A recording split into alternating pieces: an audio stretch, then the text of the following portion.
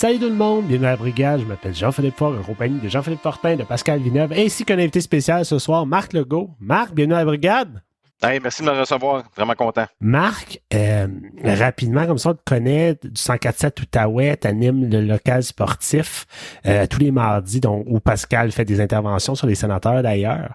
Mais pour les gens qui nous écoutent, qui sont peut-être pas de l'Outaouais ou de la région d'Ottawa-Gatineau, qui est Marc Legault, si tu avais à nous dire ça vite Hey vite, boy. là? Oui, parce que juste avant, là, pour ceux qui sont de l'Outaouais, connaissent très bien Marc. Écoute, moi, je suis arrivé dans la région en 2004. Puis j'écoutais la radio, moi, où j'écoutais toujours la radio parler au Saguenay avant d'arriver ici. Puis ici, je syntonisais, puis je cherchais les postes. Puis dans ce temps-là, c'était sur le AM, c'est JRC 1150. Fait que c'était ça que j'écoutais. Puis avec les années, ça a transféré au FM, puis tout ça. Puis tous les matins, j'écoutais, puis là, je me disais, il y avait un chroniqueur qui venait parler. Puis je disais, Colin, c'est pas un gars de Montréal, c'est pas un chroniqueur de Montréal, ça se peut pas. Il me semble qu'il parle, il me semble qu'il a les mêmes opinions que moi, tu sais. Il me semble qu'il fait pas tout le temps juste parler des Canadiens, puis d'en parler en bien, puis en train de... Fait que je me disais, lui, il est différent, lui, il est pas pareil. Depuis toutes ces années-là que je l'entendais, puis plus tard, on s'est connus un peu parce que nos gars ont joué dans la même équipe de hockey, puis tout ça, puis nos chemins se recroisent encore aujourd'hui. Fait que certains que les gens de l'Outaouais t'ont déjà entendu, mais c'est ça. Pour les autres, là, on sait que tu as joué au hockey. D'ailleurs, tu étais gardien de but. Ben, je suis un gars de l'Outaouais qui demeure encore dans l'Outaouais. J'ai jamais quitté comme tel.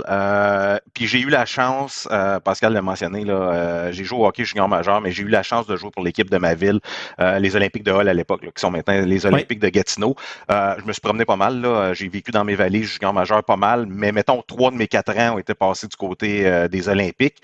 Ce qui fait que quand tu joues chez vous, tu es un gars de la place, c'est clair qu'il y a des retombées par la suite. Hein? Il y a encore du monde qui me parle de ces années-là. Et j'ai le goût de dire que ça m'a peut-être aidé à me plugger une job dans les médias parce que j'avais un nom qui était un peu connu. Là. Je ne veux pas dire que c'était une vedette, et loin de là, mais à l'époque, il n'y avait pas de sénateur, donc les Olympiques, c'était la grosse chose, les médias les couvraient et tout ça. Et je connaissais un peu Michel Langevin qui animait une émission de sport à ce moment-là. Là, écoute, c'était-tu CJRC 1150? C'était-tu quoi à l'époque? C'était-tu 104.7? C'est la même station qui a changé de nom là, dans les 20 dernières années. Puis d'antenne, ma femme avait vu un article dans Le Droit qui disait hey, ils vont avoir un show de sport. Moi, j'ai tout à triper. Là. Autant je tripais pour faire une carrière de hockey, mais j'étais un maniaque de sport et j'étais un maniaque des médias sportifs. Donc, elle me dit hey, tu devrais y écrire pour offrir tes services comme recherchiste. Parce que moi, dans ma tête, la radio, c'est énorme. Tu as 7-8 personnes qui fouillent et qui te filent dans l'onde. Puis ça, j'ai déchanté assez vite, là, mais quand même. Fait que j'écris à Michel. J'ai dit écoute, as-tu besoin d'un recherchiste? Puis ça, il m'appelle, il dit c'est moi le recherchiste, c'est moi l'animateur, c'est moi le producteur, c'est moi le metteur en ondes, là, je fais absolument tout. Mais j'ai besoin de monde pour faire des chroniques. Serais-tu intéressé? Chaque lundi, je te donne 15 minutes, sujet libre, tu parles de ce que tu veux. Puis ça a commencé comme ça. Puis 21 ans plus tard, ben je suis encore là. Évidemment, ça a évolué un peu. Puis j'ai eu une couple de chance là, parce que Michel, à l'époque, les droits des sénateurs d'Ottawa étaient sur nos ondes. Michel était le descripteur. Oui. Puis je me souviens, un mois après, le début de ma carrière médiatique, l'analyste n'était pas là, donc j'ai fait quelques matchs à l'analyse des sénateurs d'Ottawa, ça a bien été. Puis j'ai eu une job là, de reporter pendant 5-6 ans où est-ce que je faisais les entrevues pendant les périodes et tout ça. J'ai même, lorsque Michel a quitté pour Montréal, j'ai même décrit une demi-saison à la description des sénateurs d'Ottawa. Donc, ça m'a donné de l'expérience un peu. Maintenant, je décris les matchs du Rouge et Noir d'Ottawa dans la Ligue canadienne de football depuis 2014, depuis leur arrivée dans la Ligue. Puis j'ai une chronique à tous les matins. Tous les matins dans le show matinal, j'ai une chronique, un commentaire sportif. Et puis depuis l'an passé, j'anime le local sportif à tous les mardis sur nos zones. Pascal, tu l'as mentionné, qui fait des interventions très appréciées d'ailleurs. Donc c'est un peu comme ça que ma carrière a commencé. Honnêtement, c'est vraiment un coup de chance. Là. C'est un appel pour offrir mes services de recherchiste. Je me suis retrouvé en ondes directement. Il faut croire qu'ils ont aimé et que ça a bien été. Puis je me retrouve encore là-dedans. Puis honnêtement, c'est pas du travail ce que je fais. Même mes commentaires sportifs, le monde dit hey, ça doit être long, je fouille pas. Je suis pareil. tout ce que je parle, je le suis pareil. Je vais aller lire dessus, je vais m'intéresser. Donc, c'est absolument pas du sport. Donc, c'est vraiment un métier qui est fascinant, c'est pas ma vraie job, là. Je suis un fonctionnaire au gouvernement fédéral dans la vraie vie. Qui l'est pas dans la région, là. Exactement. Je pense qu'on est obligé, sinon tu peux pas demeurer en Outaouais, mais mettons que ça prend une grosse partie de ma vie, vraiment intéressant. Là, Marc, t'as dit quand tu jouais au hockey, les sénateurs n'étaient pas dans la ligue, les sénateurs sont arrivés dans la région, t'es un gars de Gatineau. Ton cœur bat où? Bat vers quelle équipe? Sais-tu, moi, j'ai bien aimé Patrick Roy. Je vais te dire, ça a commencé, là, j'ai bien aimé Andy Moog avec les Oilers d'Edmonton. Je pense que vous l'avez connu un peu. Là. Oui. Il a joué un peu avec le Canadien. J'ai toujours aimé ce gars-là. Donc, évidemment, j'aimais un peu les Oilers. J'ai adoré Ron Extall. J'ai porté le numéro 27 longtemps. J'ai bien aimé les Flyers de Philadelphie. J'ai bien aimé Patrick Roy également. Je suis pas un partisan d'une équipe comme telle. Honnêtement, là, je suis un partisan, moi, des histoires. Des fois, il y a des développements d'une saison qui fait qu'une équipe est intéressante à suivre, qui fait que je vais m'intéresser à ça. Donc, je ne suis pas nécessairement un partisan. C'est clair que comme chroniqueur de sport, puis je fais la joke depuis une couple d'années maintenant, le fait que les sénateurs et les Canadiens ne sont pas en série, c'est tough. Rendu au mois d'avril, là, parce que tu as de la copie pendant 2 mois, tu as des histoires, puis là, ils ne sont jamais là. Donc, c'est un problème. C'est clair que j'ai un petit parti pris. J'aime bien que les sénateurs fassent bien parce que je trouve ça important pour une ville d'avoir un sport majeur qui fonctionne. Je trouve ça important. Donc, dans ces conditions-là, je ne souhaite pas de mal à ces formations-là, puis je vais la suivre plus attentivement parce que c'est l'équipe de ma ville. Mais je ne suis pas un fan d'une équipe comme telle. Comme, par exemple, j'étais un maniaque des Expos de Montréal, mais un maniaque, là. Un fan fini. J'ai jamais retrouvé ça au hockey. J'ai jamais retrouvé ça dans d'autres sports non plus. Puis ça fait mal quand notre équipe s'en va. Hein? Moi, je l'ai vécu avec les Nordiques. Oui, tu as raison. Vécu avec les Expos. Je suis pas encore revenu. Puis c'est le message que j'envoie aux gens d'Ottawa des fois, comme faites attention à votre équipe, faites-y attention, allez la voir, encouragez-la. Même si les résultats sont pas là, c'est un privilège. Puis quand ça part, regardez comment c'est presque impossible à ramener. C'est des exceptions. Là. Ce que Winnipeg a réussi à faire, c'est tellement rare que faut faire attention à nos équipes. Mais où est la ligne entre le privilège, puis maintenant on est tanné. De faire rire de nous autres. C'est une ligne qui est floue. Mais c'est une ligne qui est floue. Non, mais t'as raison. C'est exactement ça. Parce qu'à un moment donné, tu veux pas faire rire de toi, tu veux pas supporter non. C'est dispendieux. Puis c'est dispendieux, puis c'est du temps. Ça, c'est exactement ça. C'est de l'investissement, autant financier que au niveau du temps. Tu sais, mental. Mais ça a l'air bizarre, mais regarde je regardais les partisans des Lions de Détroit en fin de semaine dans la NFL. 30 ans sans match de série à domicile, 32 ans sans victoire, avec 1 minute à faire, le monde pleurait dans les estrades. Puis quelqu'un de l'extérieur qui ne suit pas le sport dit « Hey, tu parles d'une gang de crinqués, de malades. Qu'est-ce qu'ils font là pleurer pour une équipe de sport? » Ouais, mais quand tu t'attaches, puis quand tu investis du temps puis de l'argent, à un moment donné, tu veux que ça débloque et que ça fonctionne. Puis c'est clair que la journée que les sénateurs d'Ottawa, si ça arrive, gagnent une finale de la Coupe Stanley, il y a du monde qui vont être émotifs dans la région. Mais c'est sûr et certain. Donc, tu sais, c'est de l'investissement, mais quand tu vois ce qui se passe après tant d'années puis que ça fonctionne, on dirait que tu oublies les 10, 15, 20 années de misère. Puis tu te dis, c'est ça un club professionnel. Moi, c'est le fun d'avoir ça dans notre ville. Tu sais. Ça me rappelle, moi, dans le temps de la division canadienne, où c'était tough, puis les matchs étaient tard, puis c'était contre Winnipeg, puis Philippe était avec moi dans le sous-sol, puis il me disait, pourquoi qu'on écoute encore ça? On est-tu fou? On est masochiste. Je disais, Phil, c'est dit, quand ça va bien aller, là, tu vas t'en rappeler de ça, puis tu vas avoir vécu ce bout-là, puis tu vas l'apprécier 100 fois plus. Tu vas avoir payé tes dûs comme les joueurs le font. Sauf que dans ce temps-là, avec le recul, on pouvait se dire, ça va mal. Mais éventuellement, ça va bien aller. Mais ça va bien aller. Ouais, non, Aujourd'hui, c'est un peu plus difficile de se le dire, ça. Là. Honnêtement, c'est pas évident parce qu'il y a des attentes. Il n'y avait pas d'attente, tu as raison. Hein? Puis les gens, c'était quasiment le fun de suivre les prospects. Là. Tu sais, tu voyais des joueurs arriver, tu regardais le développement, tu n'avais aucune attente parce que tu disais l'équipe gagne, perd, peu importe, c'est pas grave, on n'est pas rendu là. Hey, la progression est le fun des joueurs. Ça, tu sais, tu trouves une raison de suivre ton équipe, puis tu trouves parce qu'à un moment donné, tu décrocherais assez vite. Sauf que là, ça fait 2 ans qu'il y a des attentes qui sont en place et c'est même pas proche de ce que les gens attendent. Et c'est là que ça commence à faire mal. Puis moi, j'ai tout le temps dit, la journée qu'il va y avoir...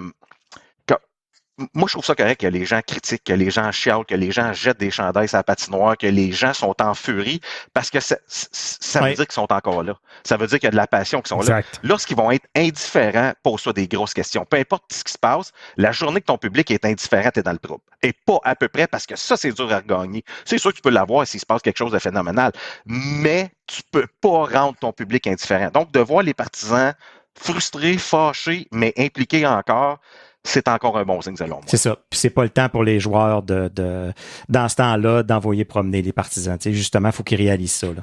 Parce qu'on est en territoire on commence à perdre intérêt, tout le monde. Là. Ça commence. Ça commence à faire mal. On le voit, là, ces réseaux sociaux, le monde qui disent je l'écoute plus. Même entre nous autres, des fois, à JP Fortin, souvent, des games, t'écoutes plus, ça te tente plus. Regagner ça, c'est tough. Aller regagner ça, c'est tough. Parce que, non seulement, les sénateurs ne respectent pas les attentes prévues initialement, mais les matchs ne sont même pas intéressants. Hein. Tu mènes 4-2. C'est quand on mène 4-2, puis je pense qu'il y en a un qui nous a texté hier, puis on mène 4-2, puis on est surpris de ça. Puis il y en a un qui a écrit dans les commentaires, soyez pas surpris, ils vont perdre 6-4. Ça a fini 7-4. Ah oui. C'est ça, on appréhende déjà ce qui va se passer parce qu'on connaît l'équipe. Fait que si c'est rendu là, c'est vraiment en plate, là, c'est épouvantable. Puis ça, c'est l'eau, c'est plate, là, mais tu veux pas aller de ce côté-là dans certaines formations parce que peu importe la ligue, là, trouve-les, là, il y a toujours 3-4 formations, 3-4 concessions par ligue qu'ils ont c'est des perdants. Pour toutes sortes de raisons, tu t'attends au pire. Les Red Sox de Boston, longtemps, avant qu'ils se mettent à gagner des championnats, là, les gens, tu lisais ce qui se passait dans les médias de Boston. Ils mènent une série 3-1, oui, mais ils vont en perdre parce qu'il va arriver telle affaire, puis ça rentre dans la tête, puis il y a des formations, on dirait que ça devient dans la culture, c'est engrainé dans le monde. Tu changes les joueurs, tu changes les coachs, rien. Ouais, ça continue. Puis ça change absolument rien à la philosophie de l'équipe. Ça, c'était peurant quand ça s'en vient là. Tu sais, du côté des sénateurs d'Ottawa, on n'est pas encore dans ce territoire-là parce que c'est pas une concession que tu peux dire qu'ils ont été mauvais depuis le début de leur arrivée dans la Ligue nationale. Au contraire, à un moment donné, c'est une franchise modèle, ça. Tu sais, les sénateurs, là, pendant plusieurs années, tu regardais ce qu'ils faisaient avec un budget limité, avec le développement des joueurs, leur pêchage, c'était carrément une franchise modèle dans la Ligue qui était dans le coup à chaque année. Donc, ça a déjà existé, ce qui fait que tu n'es pas considéré comme une formation comme les Blue Jackets de Columbus, qui, on dirait que c'est clair qu'ils vont perdre à tous les années, peu importe ce que tu fais. Mais il ne faut pas que ça soit 5-6 ans encore comme ça, parce que là, on rentre dans un territoire qui est dangereux. Mais je pense que c'est pour ça que ça fait aussi mal maintenant. Oui. Moi, quand j'étais enfant, puis que je suivais l'équipe, quand tu es enfant, tout est tellement plus intense aussi, là. Puis tu sais, je parle de 2003, ces années-là, sous Georges Martin, trophée du président, on avait tellement une équipe dominante. On en gagnait des matchs, là. On était fort, on était bon. Puis moi, j'ai été gâté à commencer à suivre cette équipe-là à ce moment-là. Mais là, aujourd'hui, là, je me dis, tabarnouche, on va-tu retourner là un jour? C'est-tu même possible? Fais le contraste avec Phil, qui lui les écoute là, depuis le plus loin qu'il se rappelle. Il se rappelle un peu 2017, un peu, tu sais. Puis là, il y a un TikTok là-dessus, il fait des articles, puis ils ont jamais fait les séries depuis ce temps-là. Contraste ça à ta jeunesse où c'était une équipe fantastique, tu sais. Ben c'est ça, c'est des cycles, puis ce bas-là, il fait mal parce que là, on commence à se dire, ben qu'est-ce qu'on fait là? T'as peu. On rebuild? Wow, faut pas rebuild, là? On retool? Un retool de combien de temps? Une question. En tout cas. Moi aussi, j'ai une question pour vous d'ailleurs. Je vous coupe parce que là, on s'égare. On a beaucoup de choses à couvrir aujourd'hui. Ma question de la semaine, je vous l'ai posée sur Twitter, sur les médias sociaux, et je m'en vais complètement ailleurs ici, là. Et on y reviendra tantôt. Et j'aimerais qu'on parle du match des étoiles qui s'en vient prochainement. La question pour vous, est-ce que le match des étoiles a encore sa raison d'être, premièrement? Et sinon, qu'est-ce qui pourrait être changé pour susciter un peu plus d'intérêt, là? Ben, il y a sa raison d'être pour la Ligue. La Ligue en a besoin, mais les partisans... je pense pas qu'il y a beaucoup de partisans qui... Ben, c'est un événement pour les jeunes. Je pense que c'est raison d'être pour les jeunes. C'est ça. Pour les enfants. Les marchés qui l'accueillent en bénéficient. Mais t'as peu, là, les joueurs vont se battre pour un prix $1 million concours d'habileté. Oui. Je pense pas que ça change grand-chose, honnêtement. Moi, ce que je trouve dommage, c'est que souvent, on en fait la promotion. Évidemment, on mousse beaucoup ça. Et on présente ça dans des marchés qui, souvent, c'est le seul match de hockey qu'ils vont voir pendant la saison. Parce que c'est le match des étoiles. On va regarder ça. C'est clairement pas du vrai hockey. C'est pas ce que la Ligue représente. Ce qui fait que ces gens-là regardent ça une fois par année puis ils se disent, c'est ça la Ligue nationale de hockey. Donc, on passe à un autre appel. C'est pas une belle façon de mousser ton produit. Puis, qu'est-ce que tu vas faire pour ramener ça? Je pense que dans le contexte actuel, il n'y a pas grand-chose à faire. Parce que, allez voir sur YouTube là, les matchs des étoiles des années, mettons, 80, 81, 82, ça joue au hockey. Là. Ça joue au hockey pour vrai. C'est ta tête haute. Oui, exactement. Les bonnes vieilles uniformes, là, orange, noir et blanche avec les étoiles. Mais ça joue du vrai hockey parce que c'était ça. Puis moi, je pense qu'avec l'augmentation des salaires, à un moment donné, il y a des joueurs qui ont dit « Hey, je veux pas me faire arracher la tête d'un match d'étoiles. J'ai-tu vraiment besoin de ça? » Le hockey, maintenant, c'est 12 mois par année. Tu n'as plus tes vacances de 3 mois pendant l'été, puis que tu arrives avec un sac de poubelle au camp d'entraînement pour perdre 10 livres. Là. C'est pas comme ça. C'est 12 mois par année. Donc, tes 3 jours de congé, t'es veux peut-être pour toi tes 3 jours de congé au lieu d'aller serrer des mains puis d'être encore sur la patinoire. Puis ça a changé l'attitude d'un peu c'est ça. Tu sais, le nombre de désistements à 20 matchs des étoiles qui tiens, le monde veut sont y aller. blessés. Ben non, ils sont blessés, mais ils reviennent le match après. Je sais qu'il y a un règlement maintenant que si tu es blessé pour le match des étoiles, tu peux pas jouer le match au retour du match des étoiles parce que tout le monde le ferait. Mais il y a bien des organisations qui disent à leurs joueurs, c'est pas grave, là, tu sauteras ce match-là, nous on veut te revoir en forme. Donc, comment tu veux ramener ça? J'ai aucune idée. Moi, je ferais peut-être une fin de semaine d'habileté, tout simplement. J'enlèverais le match. J'enlèverais le match un peu comme... Je pense que la NFL est rendue comme ça maintenant parce que les joueurs ne jouent même pas. Tant qu'à dénaturer le produit, vas-y avec les habiletés. Puis ça, c'est un peu déçu de certains joueurs. Là. Il y a certains... Les joueurs, on dirait qu'ils ne veulent même pas se forcer là-dedans. À un moment donné, ça, je pense qu'il y a un peu d'honneur, puis il y a un peu de décorum, puis il y a quelqu'un qui doit se lever pour dire, écoutez, là, on présente quelque chose d'intéressant. Mais malheureusement, je ne sais pas qu'est-ce qu'on pourrait faire pour ça. J'ai aucune idée. Si tu veux avoir les habiletés, si tu veux avoir les plus rapides, amène les plus rapides. Amène pas les quelques-uns qui ça donne. C'est ça. Brady Tkachuk au match des étoiles, il gagnera pas cette compétition-là, je te le jure. Puis, je sais pas comment est-ce que. Puis oui, parce que moi, le seul intérêt que j'ai, c'est le concours d'habileté. Il y a juste là que je me dis, je vais le regarder un peu parce que sinon, le reste, c'est du 3 contre 3, de demi-équipe, de demi-période, de un contre l'autre. Puis après ça, je suis même pas capable de suivre c'est quoi qui se passe. Fait que effectivement, la seule chose, ça serait peut-être le concours d'habileté. Tu sais, le concours de coup de circuit au baseball, tu sais, ça pogne, ça, c'est populaire. Le monde aime ça, le monde regarde ça. Moi, j'aime bien la présentation des joueurs. C'est la seule affaire. J'ai hâte de voir qui va se faire ruer. Le match des étoiles au baseball, il y a un enjeu, par exemple. Plus maintenant. On l'a enlevé maintenant. On l'a enlevé. Sauf que s'il y a un sport que tu peux pas dénaturer, c'est le baseball. Ce que tu vois, c'est le lanceur qui va lancer une courbe, une balle à effet, qui va lancer une rapide à 102 000 à l'heure, parce que c'est ça le baseball. Puis, il n'y a pas... tu sais, c'est pas un sport de contact. Donc, quand tu regardes un match d'étoiles, c'est les meilleurs qui jouent comme des meilleurs. Donc, c'est peut-être pour ça que le match d'étoiles au baseball va chercher. Mais tu regardes dans la NBA, tu regardes dans la NFL, c'est le même problème. Là. Ouais. C'est absolument atroce. C'est pas le vrai. Mais ça revient justement à ce que Pat Tourangeau, notre ami Pat, nous a répondu sur Twitter. Le seul match des étoiles qui fonctionne, c'est celui du baseball, justement parce que les joueurs peuvent se donner à fond. Puis je pense que c'est un peu ça le problème, puis on en a parlé. Si on avait une vraie game de hockey où Connor McDavid, Austin Matthews se donnaient à fond, ça pourrait être intéressant. Ça serait spectaculaire. Si tu veux remonter ton produit, ça serait tout simplement spectaculaire. Maintenant, il faut qu'il y ait une petite carotte au bout de la ligne pour les joueurs pour les inciter à jouer. Tu sais, je ne sais pas si vous êtes assez vieux pour ça, mais souvenez-vous de Rendez-vous 87 qui avait été... Tu sais, on avait remplacé le match des étoiles dans la Ligue nationale par une équipe d'étoiles de la Ligue nationale qui jouait contre les Russes à l'époque où est-ce que c'était vraiment la bonne vieille Union soviétique. Ça avait été du hockey extraordinaire. On avait joué 2 matchs du côté de Québec. Ça avait été spectaculaire parce que là, une question d'honneur. Les communistes. T'es un pays contre les meilleurs joueurs, donc il y avait une question de fierté. Mais après ça, oublie ça. C'est jamais revenu quelque chose d'intéressant. Puis je pense qu'il n'y a pas de formule miracle non plus. Là. Je me souviens, il y a eu l'Amérique contre le monde. Il y en a eu des formules qui ont essayé. Là. Ils n'essaient pas de nous parler à nous autres. T'sais. Nous autres, on n'est peut-être pas les bonnes personnes pour répondre à cette question-là. On est déjà engagés dans la Ligue nationale. On les suit, on est intéressés, on est ci, on est ça. Le match, c'est pas pour nous autres. Marc, je fais une parenthèse. Est-ce que tu as vu la vidéo de Olivier Bjorkstrand à Seattle qui se fait annoncer qu'il s'en va au match des étoiles? Non. Tu iras voir ça sur les internets. Ouais. Le vidéo parle de lui-même. En fait, l'entraîneur dit qu'il est sélectionné pour aller faire le match des étoiles. Avant qu'il dit que tu t'en vas au match des étoiles, il demande qu'est-ce que tu fais durant ton week-end de vacances puis tout. Puis Oliver Bjorkstrand, il répond qu'il avait loué un petit Airbnb à San Diego avec sa famille et tout. Et là, son entraîneur, il dit... je veux pas te décevoir, tu vas devoir canceller ça. Faut que tu prennes un billet d'avion pour Toronto, t'es sélectionné pour le match des étoiles. Olivier Bjorkstrand, il répond, il fait « Oh, wow ». Il est déçu, ça il tente pas d'y aller. Écoute, San Diego, Toronto dans la neige l'hiver avec les métiers. Imagine tu dis ça à Claude Giroux. Puis là, ça il tente plus. Marc, est-ce que t'es fan de bière de microbrasserie? Moi, là, je suis un gars de bière liquide qui goûte l'eau. Vraiment, là. Sinon, vous me perdez. C'est carrément, vous me perdez.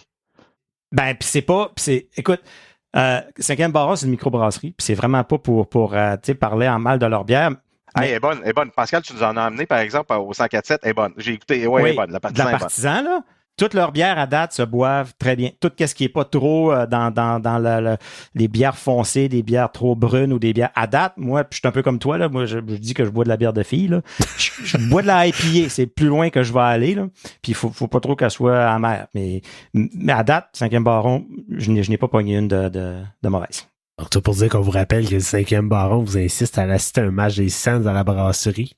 Vous pouvez nous suivre sur les médias sociaux ou suivre directement la brasserie sur Facebook ou sur Instagram pour avoir le calendrier exact des matchs qui seront diffusés. Aussi, je continue avec notre partenariat avec le blog Silver 7. On vous rappelle qu'il y a du contenu en français offert en collaboration avec la Brigade. Cette semaine, Stu se pose la question. Comment est-ce que c'est possible que les performances soient pires sous Jacques Martin que sous DJ Smith? Alors, allez le lire. En fait, l'article est déjà sorti au moment où l'épisode est sorti. Il répond à la question ou il fait juste la poser? Ah, on va voir. Il faut aller le lire pour le savoir. Parce qu'on s'appose un peu toutes. On se la pose un peu toutes. JP Fortin, qu'est-ce qu'il y a cette semaine dans ton warm-up? Malgré tout, gros warm-up dans la dernière semaine des Sens. On parle des déboires de l'équipe. Donc, la fiche des Sens depuis le 1er décembre, c'est 6 victoires, 15 défaites. Et les Sens, pour avoir la fiche... C'est proche de jouer pour 500, ça? Je tourne le couteau dans la plaie. Puis, pour avoir la même fiche que l'année passée, les Sens devront avoir d'ici la fin de l'année une fiche de 24 victoires, 11 défaites et 8 en prolongation. Tout ça pour avoir une fiche similaire à l'année passée. À partir du 1er décembre. À partir de là. Okay. Les Sénateurs sont la pire équipe aussi. Là, je rajoute, là, je tourne le couteau dans la plaie au maximum. Là. Je commence avec le négatif. On sent plus rien. Avec le positif. Les Sénateurs sont la pire équipe dans les buts accordés dans la Ligue nationale depuis décembre. On a eu le retour au jeu de Mathieu Joseph. Malheureusement, on a perdu Josh Norris, mais de la façon qu'il jouait dernièrement, certains diront que c'est pas une grosse perte. Shane Pinto est de retour au centre Canadian Tire et on attend toujours de ses nouvelles de son contrat. Et d'ailleurs, il n'y a pas beaucoup de déco par rapport aux négociations entre les Sens et le joueur. Jacob Chychrun, qui ne joue pas son meilleur hockey dernièrement, attire quand même l'attention à travers la Ligue nationale. Donc, Steve Staios a reçu certains appels pour voir si le défenseur était disponible. On peut maintenant manger un Brady's Burger au centre Canadian Tire et vous procurer des vêtements à la boutique des Sens dans le cadre du programme Ketchup Captain. Les Sénateurs ont eu un petit maigre soulagement dernièrement avec la victoire à l'arraché contre les Sharks de San Jose dans les dernières secondes du match. Justin Peters, lui qui était entraîneur des gardiens à Belleville, devient maintenant l'entraîneur des gardiens à Ottawa. Björk, l'ancien, est maintenant dans l'équipe de recruteurs. Mats Søgaard n'a pas eu la vie facile à son premier match. A été mis sur la glace contre McKinnon, Rantanen et McCarr. Donc, résultat du match, défaite de 7-4. Max Guénette représentera, notre ami de la brigade, représentera les Sens au match des étoiles de la Ligue américaine en compagnie de Angus Crookshank. Et notre ancien porte-couleur des Sens, Tyler Ennis, lui qui a joué 118 matchs avec les Sens, a pris sa retraite. Une légende. Oui, une légende. Et au niveau de la LPHF, première victoire de la franchise contre l'équipe de Toronto 5-1. Et eux aussi feront un match d'étoiles. Et c'est Jenner, Harmon, Clark et Mashmeyer qui représentera l'équipe d'Ottawa. Est-ce qu'on sait la formule de leur match des étoiles, eux autres? C'est un 3 contre 3. C'est un 3 contre 3 dans le cadre du match des étoiles de la Ligue nationale de hockey. Exact. Ah, OK, ça va être en même temps. Ouais. OK. Ouais. D'ailleurs, tant qu'à parler de la Ligue féminine, Marc, toi, est-ce que c'est une ligue qui t'intéresse, qui t'interpelle? Est-ce que tu suis? Oui, non, vraiment pas? Non, non, mais je vais t'expliquer. Elle m'interpelle pas dans le sens que je vais suivre les activités parce que c'est une équipe de la ville. Je suis curieux, on connaît plusieurs des joueuses, d'ailleurs. On les a vues aux Jeux olympiques et tout ça. Et je veux vraiment que ça fonctionne. Moi, c'est pour ça que je vais la suivre dans le sens que je veux que ça fonctionne parce que peu importe la ville, c'est une équipe de sport, on l'a dit tantôt avec les sénateurs sport majeur, mais peu importe le sport, puis surtout à Ottawa, là, on en a vu des équipes de sport professionnelles passer, peu importe la ligue, que ce soit au soccer, au baseball ou tout ça, c'est un feu roulant un peu. Je veux que ça fonctionne et surtout, je veux que ça fonctionne pour les jeunes filles qui jouent au hockey, qu'il y ait des modèles, qu'il y ait des débouchés aussi. Je trouve ça extrêmement intéressant qu'ils peuvent avoir des débouchés. Maintenant, est-ce que ça va fonctionner? En ce moment, ça va fonctionner. J'ai hâte de voir le modèle pour l'an prochain parce que là, on est allé un petit peu à pleine vitesse. Évidemment, c'est une saison qui est chamboulé un peu. On a débuté en janvier, mais il manque de détails pour les prochaines saisons. Est-ce qu'on va débuter en septembre, octobre? Est-ce que ça va être une saison de 50, 60 matchs? Parce que là, plus tu mets des matchs, plus ça va être difficile, je pense, de garder cet attrait-là. Là, tu as moins de matchs, il y a l'effet de nouveauté. J'ai hâte de voir ça dans les prochaines années. Moi, j'ai hâte de voir dans 3-4 ans, puis j'ai hâte de voir les gens, la population qu'on va cibler. J'espère qu'on cible les jeunes filles et les femmes. J'espère qu'on cible pas l'amateur de sport, là, celui qui regarde la NFL le dimanche, puis parce que je pense qu'ils vont le perdre dans le sens que le calibre de hockey, on le connaît, c'était documenté, c'est du midget 3 environ. OK? Un petit peu moins physique. On les avait vus, les femmes, il y a 2 ans, l'équipe nationale avait joué des matchs contre l'équipe nationale canadienne des moins de 17 ans qui était à Ottawa. On avait fait 3 clubs des moins de 17 ans, donc les meilleurs midgets au pays qui jouaient contre l'équipe nationale des femmes. Et ça avait été dévolé. Là. Honnêtement, les jeunes hommes avaient gagné relativement facilement tous les matchs. Et puis, c'est un petit peu là que ça fait peur parce que ce type de calibre-là, tu le retrouves un peu partout dans la région. Donc, à un moment donné, si l'effet nouveauté passe et que tu cibles l'amateur de sport en général, j'ai peur qu'on se plante du côté de la Ligue. Mais si on cible un public qui ne va pas, par exemple, au match des sénateurs, ou qui veut faire les deux, mais qui serait vraiment attiré parce que c'est des femmes, je pense qu'on doit miser là-dessus. Moi, je pense que c'est la seule façon que ça va fonctionner. Sinon, ça risque d'être problématique un peu. Donc, à suivre. Mais moi, j'espère que ça fonctionne. Mais moi, ma relation avec le sport féminin, puis le sport masculin également, si un sport qui est pratiqué, je peux le faire chez nous, puis je vais être aussi bon, j'ai de la misère à suivre. Puis c'est autant masculin. Là. Il y a certains sports que tu regardes, tu te dis, hey, écoute, avec un peu de pratique chez nous, je sais pas ce que vous comprenez, mais dans le sens que... Tu vas être impressionné, une femme qui joue au tennis, les meilleurs au monde, monsieur, madame, tout le monde ne peut pas y battre. Que tu sois un homme, là, tu vas en manger toute une. Même chose au golf, même chose en ski alpin. Si tu descends à 130 000 à l'heure sur 2 planches de bois, c'est pas vrai que... Tu sais, un gars qui dit hey, « moi, je suis pas pire en ski, là, je suis pas professionnel. » Mais non, tu seras même pas proche. Je suis musclé, je suis fort. Exactement. Ouais. Donc, c'est la même chose. Mais la journée qu'il y a certains sports que tu dis « Ouais, tu sais, une équipe amateur peut rivaliser avec certaines des formations. » Je trouve ça un petit peu difficile. Donc, j'ai hâte de voir l'approche qu'on va faire. J'ai hâte de voir quel public on va cibler. J'espère vraiment que ça fonctionne, mais vraiment. Mais je pense qu'on va avoir une réponse dans 3-4 ans à voir dans quelle direction on va avoir pris au niveau de la Ligue. Il y a 2 choses que tu as dit au début qui ont été confirmées. Oui, la saison prochaine va commencer plus tôt. Et oui, il y aura plus de matchs dans l'année. Cette année, c'était vraiment une saison hybride, bizarre. Ouais. Mais moi, un aspect que je trouve intéressant, par exemple, c'est... Moi, j'ai un jeune enfant, puis aller voir les sénateurs avec un jeune enfant, ça coûte les yeux de la tête. Aller voir, tu sais... Mais aller voir ces femmes-là jouer avec lui dans quelques années, quand il va être un peu plus vieux, ça va être abordable. Je trouve que ça va être vraiment intéressant. Tu sais, il y a cet aspect-là un peu plus... carrément abordable pour justement des gens qui veulent voir du sport de haut niveau. Mais parce que tu l'as pour le junior majeur également, tu as les 67, tu as les Olympiques, tu as l'Intrépide de Gatineau qui est sensiblement la même chose. Puis écoute, je veux pas... Moi, une fois ma carrière terminée au hockey, là, j'ai joué dans des ligues de bière, là, OK? Mais c'est des anciens juniors, c'est des anciens pros. C'est clair que ces équipes-là, tu vas dans un aréna à 11h du soir, puis il y a probablement des équipes qui sont meilleures que le calibre qui est là. C'est juste ça. Fait que j'ai hâte de voir l'enrobage autour, la promotion qu'on va faire autour de ça pour justement accrocher les gens puis développer peut-être quelque chose à plus long terme. Parce que c'est quoi? C'est la 3e, 4e ligue qu'on tente, là. Je sais que ça semble bien plus structuré. Il y a beaucoup plus d'argent d'investi, là, les gens qui sont derrière ça. Mais, tu sais, faut que ça soit du solide. Puis si l'argent est là, ben peut-être qu'on va se donner une chance de le faire 3, 4, 5 ans pour bâtir quelque chose. La WNBA, là, je me souviens au début, il y a eu l'effet de nouveauté, ça a duré 2 ans. Par la suite, ça a dérapé pas à peu près.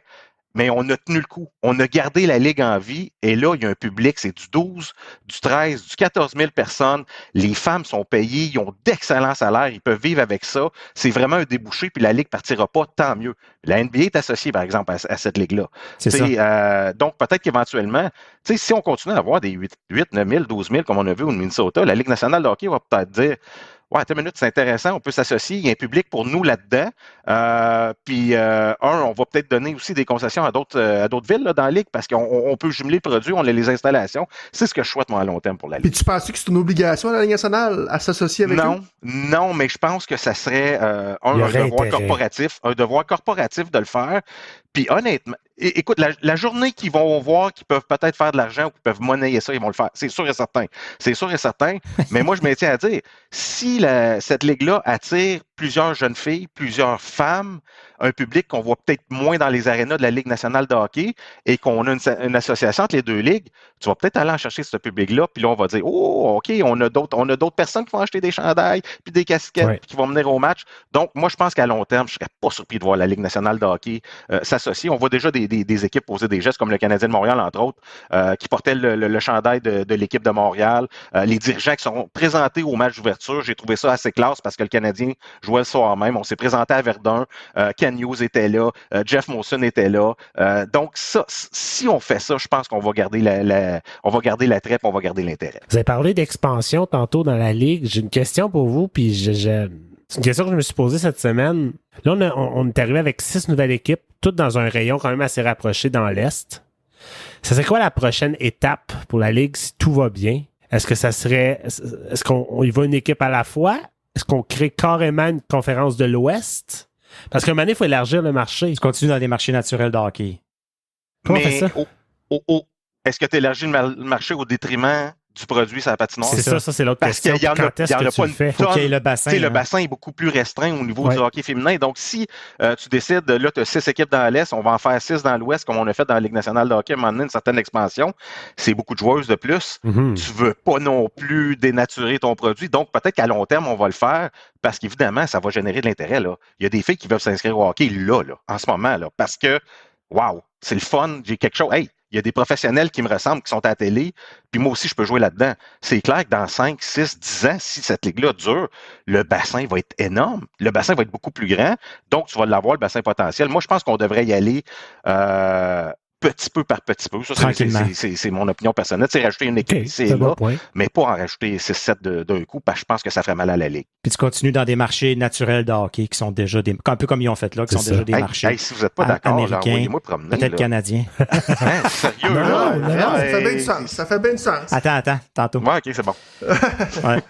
À la première année de la brigade, on a reçu Jade Maisonneuve, qui est une hockeyeuse de Saint-Isidore dans l'Est ontarien.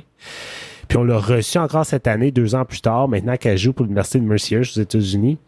Puis dans la première année, ce qu'elle nous disait, c'était « Mon objectif ultime, c'est l'équipe canadienne. Il n'y a rien d'autre. » Puis c'était vraiment intéressant quand il a parlé cette année de l'entendre nous dire « Ben, crime, tu sais, finalement, si tout va bien, j'ai un objectif plus atteignable, tu sais. » Puis dans lequel tu peux vraiment faire carrière. Exact. Avec lequel tu peux vivre. Tu peux vivre de ton sport, c'est ça. Ça, c'est merveilleux. Ouais. En tout cas, je vais vous dire une chose, puis on passera au prochain sujet. Mine de rien, cette année, j'ai eu 1000 fois plus de plaisir à écouter les matchs de l'équipe féminine d'Ottawa que tous les matchs des Sénateurs combinés. Là.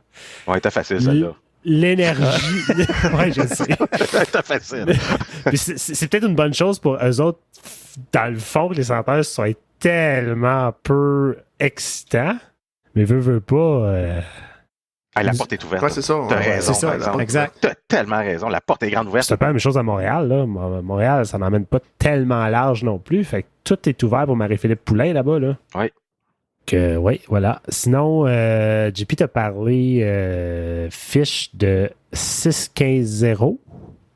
Faut s'en parler. Moi, c'est le 0 qui me fait capoter. C'est le 0 qui me fait... On n'est pas capable de se rendre là. 2 matchs amenés en prolongation. 2 fois où... C'est ça le pire, c'est qu'ils sont pas dans le match. Ouais. Puis beaucoup des matchs où est-ce qu'il y avait un 2-3 buts d'écart, le match finit 6-4, ou finit 5-3, puis tu dis, bah, tu sais, c'est pas si pire. Non, c'était 5-0 après une période, là.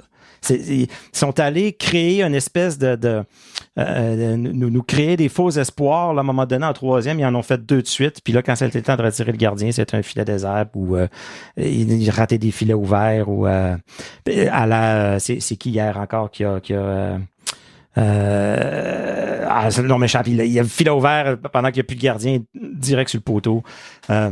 Parker Kelly qui a écoute, c'est pas à lui qu'on demande ça, là. C'est pas à lui qu'on demande de la mettre dedans, là. Mais on dirait que toutes les bonnes chances. T'étais un professionnel. C'est aussi pire qu'un buffet d'un gardien de but. Tu sais, moi qui est ancien gardien de but, là, tu sais, gardien de but qui donne un but faible, puis tu perds le match 3-2, tu vas planter le goaler, là. Mais un joueur qui rate un filet ouvert comme ça, là, tout se pire. C'est la même affaire, mais ça passe dans le beurre. Hein, ça passe dans le beurre parce que c'est dans le flow du match. Mais sérieux, tu peux pas rater une chance comme ça. Puis à la question, pourquoi? Sa question, c'était pas... Parce que toi, tu nous as demandé tantôt, JP Fort, pourquoi c'est pire cette année que l'année passée? Ouais, ben c'est d'ailleurs sur ça que je veux aller. Parce qu'on se l'est posé lors du dernier épisode, cette question-là, mais on n'a pas vraiment élaboré. Puis on se l'est fait dire sur Twitter par justement, je sais pas c'est qui, mais la personne en France qui gère le compte Ottawa Sense FR. Oui. Je te posais la question. C'est une question vraiment intéressante. Puis il était curieux d'en entendre plus. Fait que c'est la question que je vous pose. Oui. Comment ça se fait que depuis l'année passée, les choses se sont empirées? Qu'est-ce qui s'est passé? Est-ce qu'on a des théories du complot? Qu'est-ce qui se passe? À quelque part, je pense que ce que ça l'indique, c'est que avant, on pensait qu'on était à un changement, qu'on était à un joueur, qu'on était à un coach, qu'on était proche de partir puis de prendre l'élan, puis que la base était là, puis on était à on a notre Jacob Chychrun, on a notre Korpisalo, OK, tous les morceaux sont là. Mais là, je pense qu'on se rend compte que il manque plus que ça, puis 2, les gars, je pense qu'ils y croient plus. Ils ont plus de l'air à y croire. Ils ont de l'air tannés. Ils ont de l'air... Il n'y a plus personne qui joue avec de la confiance, là. Plus personne, là. Puis je ne sais pas si vous êtes allé voir dernièrement Thomas Chabot, de quoi il avait de l'air les quelques premières années qu'il est arrivé avec Ottawa. Il se portait à l'attaque, il montait la rondelle d'un bout à l'autre, il était confiant, il prenait des chances. Quand il marquait son coup, il revenait. Aujourd'hui, ce gars-là a pas de l'air d'avoir confiance, mais pas en tout. Les gars se regardent sur la glace. C'est toi qui le prends. Non, c'est moi qui le prends. Toi, tu prends le défense. Moi, je prends le tir. Il y a un but. On voit juste de Jacob Chychrun a été la source de plusieurs séquences où après un but, il est à genoux, la face à terre en se disant qu'est-ce qui vient de m'arriver encore. Tu sais, on dirait que les gars, ils y croient plus.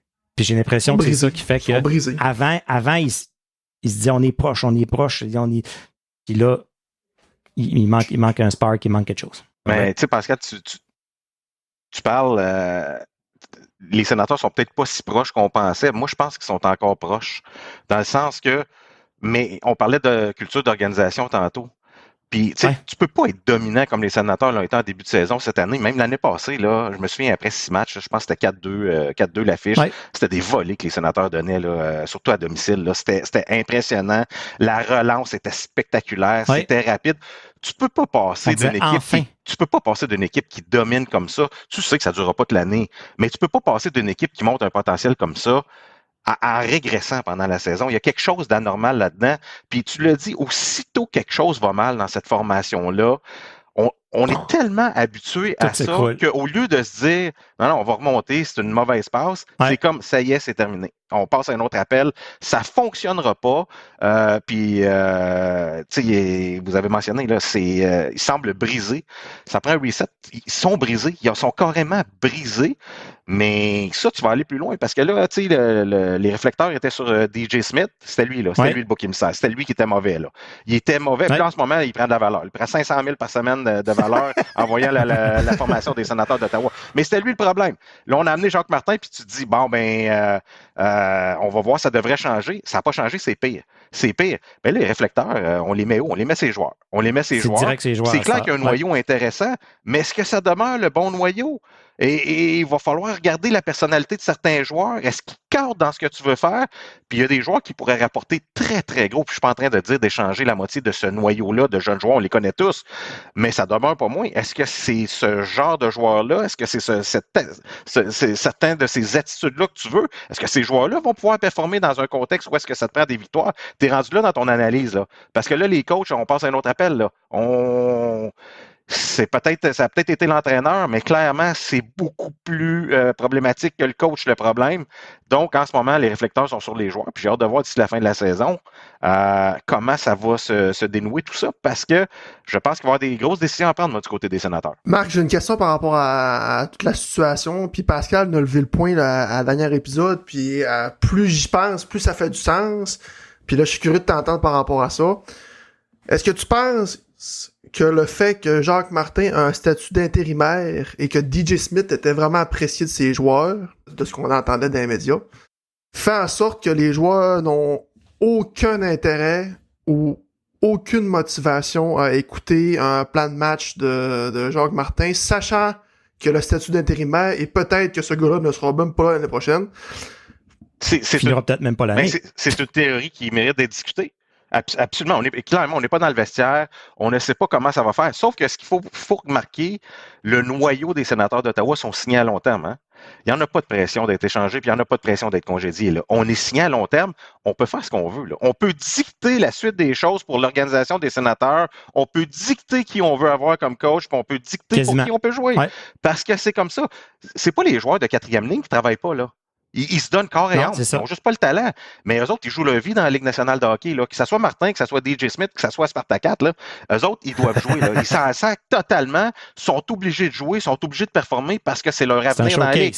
Mais quelqu'un qui a un contrat de 5-6 ans avec 70 millions de garantie, écoute, on peut attendre 2 mois, puis on l'aimait, Smith, on était bien. Oui, on ne performait pas, mais on l'aimait, puis il était carrément apprécié des joueurs. Ça, il n'y a personne qui a rien dit contre lui, contrairement à un Craig Berube qui était congédié à Saint-Louis. On a senti certains joueurs qui étaient contents. C'était un soulagement. Du côté de Smith, il n'y a pas personne qui a sauté au plafond. Là. On a même senti de la déception du noyau de joueurs. Donc, moi, à ce moment, je ne suis pas contre cette théorie-là, dans le sens que, qu'est-ce que tu veux qu'il dise, Jacques Martin? Il sera, comme tu dis, il ne sera pas là l'année prochaine. Puis on va montrer c'est qui le boss. Ben c'est nous autres le noyau, le boss. Vous ne pouvez pas rien faire. On est là, on est en selle, c'est nous autres qui mettent. Là, donc là, à ce moment-là, est-ce que pour briser ça, le statut de c'est nous autres les boss, puis c'est comme nous autres qui va décider l'avenir de ce qui va se passer avec ce club-là, c'est-tu de briser ce noyau-là? Faut sacrifier une brebis. Il y a 2 options, peut-être, mais l'autre option. Puis on le vu avec les Canucks de Vancouver. Souviens-toi, lorsque Rick Tocchet est arrivé là en remplacement de Bruce Boudreau, qui était adoré des joueurs, des partisans scandaient son nom.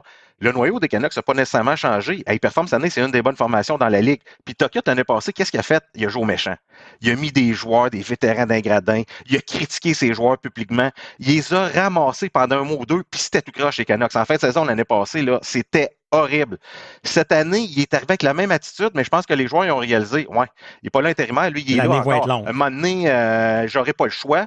C'est lui qui me coach. Si je veux du temps de glace, j'ai un contrat signé dans 2 ans, je dois performer. Tiens, ça marche pour les Canucks. C'est un noyau qui est similaire à ce qu'on a du côté des sénateurs d'Ottawa. Donc, j'ai hâte de voir la personnalité du prochain coach.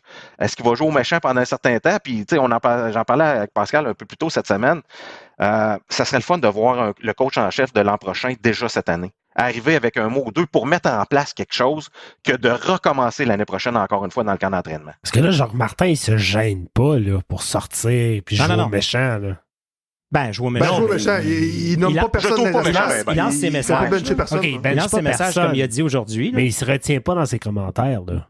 Non. Pour leur dire qu'ils sont une gang de pourris puis il faut qu'ils se regardent dans le miroir. Oui, mais il sera pas là. Il sera pas là. C'est ça. Exact. Il fait le constat.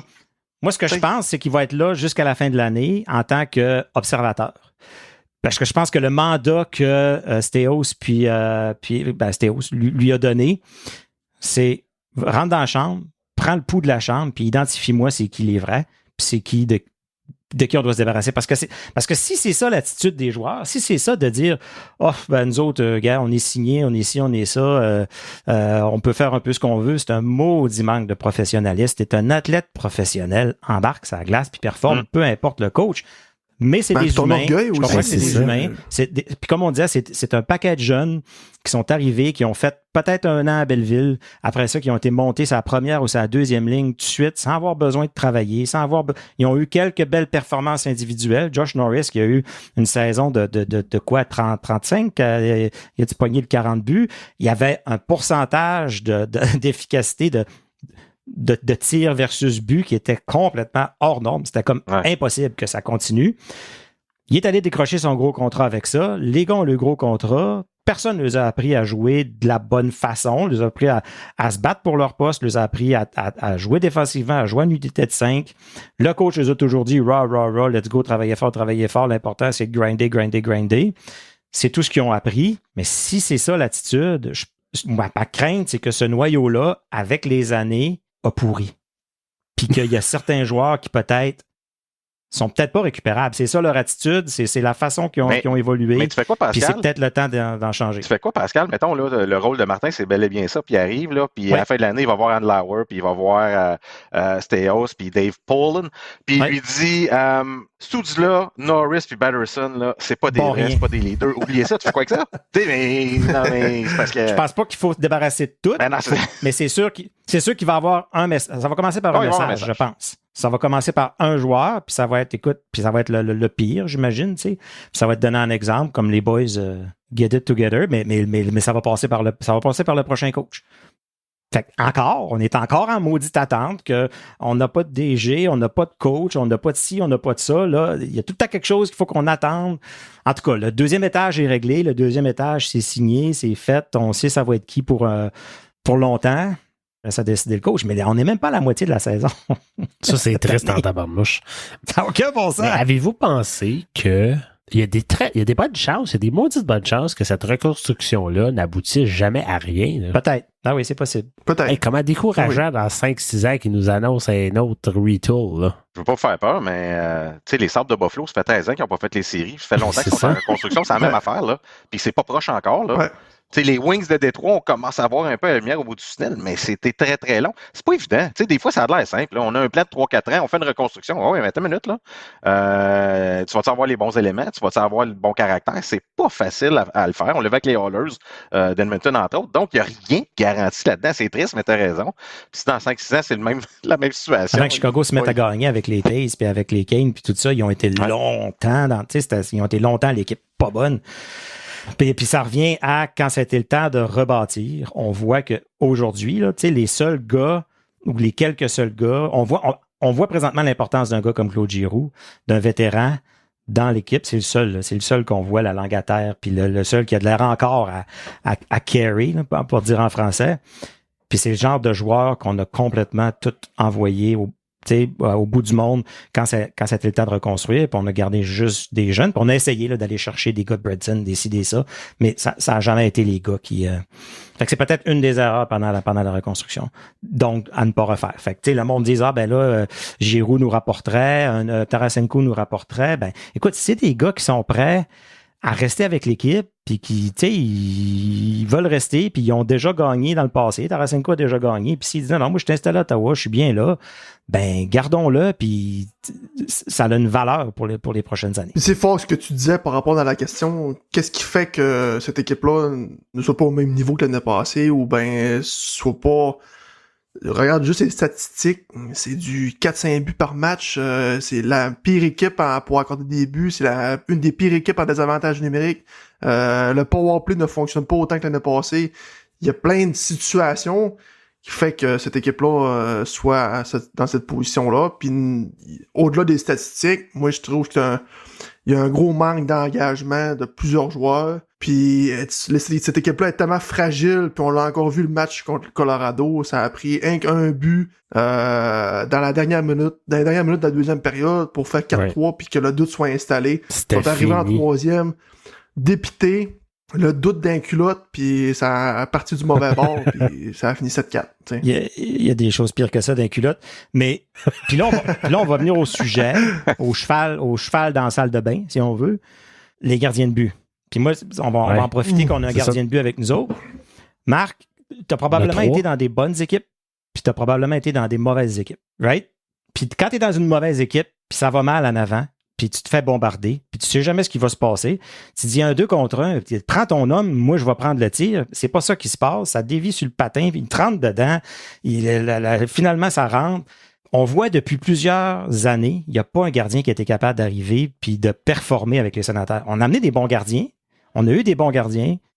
Talbot est allé au match des étoiles, est venu être pourri à Ottawa, puis retourne au match des étoiles cette année.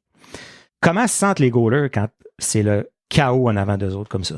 comment ça joue sa confiance? Parce que gardien de but, c'est quoi? 80% dans la tête? 90% dans la tête? Ouais, mais écoute, c'est clair, à un moment donné, si tu connais le contexte, tu le sais, mais tu dois être bon quand même, Pascal. Je comprends que c'est pas facile, mais si tu regardes le rendement de Korpisalo cette année, puis de Forsberg, mais dans le cas de Korpisalo, moi, je suis aucunement surpris de ce qu'il a. C'est ce qu'il a offert depuis le début de sa carrière. Puis moi, je l'ai dit, lorsqu'on l'a signé, je comprenais absolument pas cette signature-là en pensant que ça devenait le gardien numéro 1 des Sénateurs quand il n'a jamais été gardien numéro 1 dans la Ligue nationale de hockey sur une longue période. Il l'a été 1-2 mois avec les Kings l'an passé. Historique de blessure aussi, c'est ça qu'on disait. Oui, puis on a ramené un gardien qui a un historique de blessure parce qu'il est spectaculaire. Là. Korpisalo, honnêtement, moi, c'est le genre de gardien que j'aime regarder. Fleury. Pourquoi? Parce qu'il n'y a rien de facile.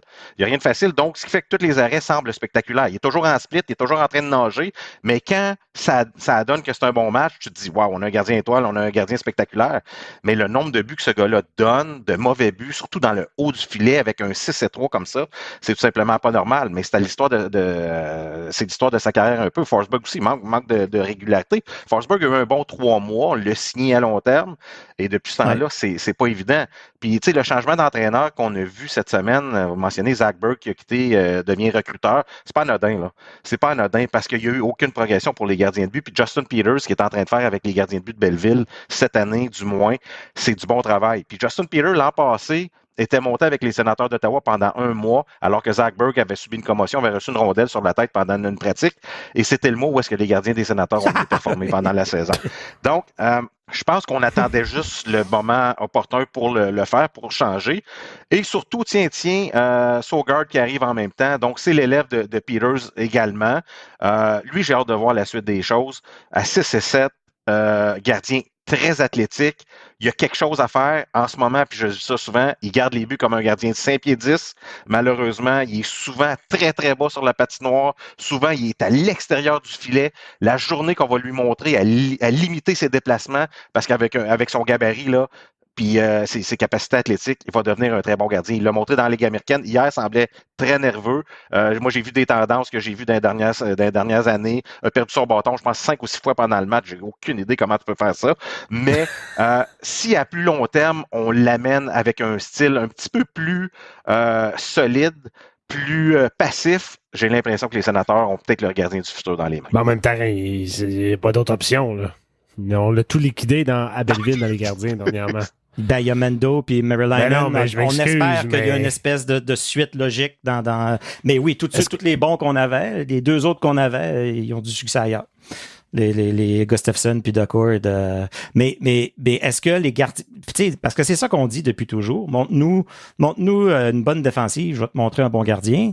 Est-ce que tout d'un coup, les gardiens vont bien à Belleville? Parce que l'équipe va bien à Belleville, puis ils profitent. Parce que regarde Colorado, là. Il envoie un de le gardien de but au match des étoiles, puis le high test là, qu'on appelle, là, c'est pas un gardien de but tout étoile. L'efficacité, Georgiev, l'efficacité en bas de 900.